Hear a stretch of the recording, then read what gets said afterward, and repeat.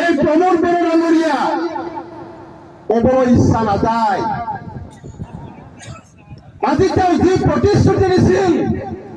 ব্ৰিটিছৰ জনগণক প্ৰতিটো প্ৰতিশ্ৰুতি আজি তেওঁৰ মিথ্যাচাৰত পৰিণত হৈছে তেওঁ কৈছিল যে 17 বছৰে বিপ্লৱ দলৰ চৰকাৰে একোই নকৰিলে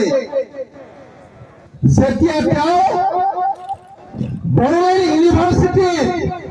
বলিউড আৰু হলিউডৰ আলহীসকলক মাতে তেওঁলোকে প্ৰমোদ বড়োৰ সন্মুখত কয় ব্ৰিটিছৰ বৃহৎ উন্নয়ন হৈছে ব্ৰিটিছৰ বৃহৎ উন্নয়ন হোৱা বুলি কোনে কৈছে প্ৰমোদ বড়ো ডাঙৰীয়াই মাতা আলহীয়ে কৈছে আৰু এইজন চলোৱা প্ৰমোদ বড়ো ডাঙৰীয়াই ৰাইজত আকৌ মিছা কথা কৈছে যে বিপ্লৱ চৰকাৰে একোই নকৰিলে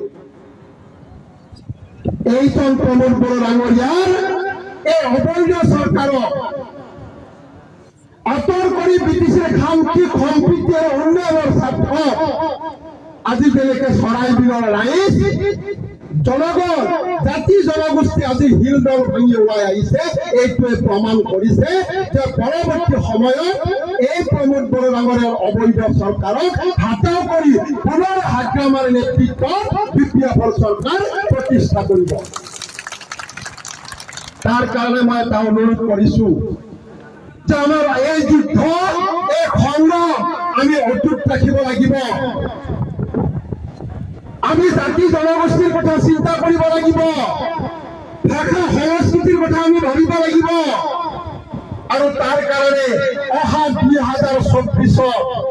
যে লোকসভা নিৰ্বাচন হ'ব এই লোকসভা নিৰ্বাচনত কক্ৰাঝাৰ সমষ্টিৰ পৰা আমাৰ যিজন আমাৰ বিপ্লৱ দলৰ কেণ্ডিডেট থাকিব প্ৰথমটো পদক্ষেপ তেখেতক বিপুল ভোটত জয়যুক্ত কৰাব লাগিব আৰু তাৰ কাৰণে আজি আমি আপোনালোকৰ ওচৰত পদযাত্ৰা কৰি আহিছো আমি আপোনালোকক প্ৰতিশ্ৰুতি দিব বিচাৰিছো যে 17 বছৰে ব্ৰিটিছৰ জনগণে যে বিপ্লৱৰ প্ৰতি থকা বিশ্বাস আৰু আত্মা এই কাৰ্য আমি অটুট ৰাখিব লাগিব আৰু আগন্তুক সময়ত সকলো জাতি জনগোষ্ঠী লগ লাগি আমি একতাৰ দোলেৰে বান্ধ খাই আমি জাতি জনগোষ্ঠীৰ হৈ আমি ব্ৰিটিছৰ সৰ্বাংগীন উন্নয়নৰ স্বাৰ্থত কাম কৰি যোৱাৰ কাৰণে আমি বিপ্লৱৰ পতাকাৰ তলত একত্ৰিত হৈ থাকিব লাগিব গতিকে শ্ৰদ্ধা ৰাইজ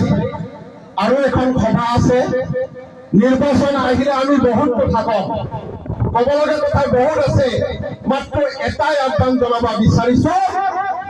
যে আপোনালোকে যদি একত্ৰিত হৈ থাকে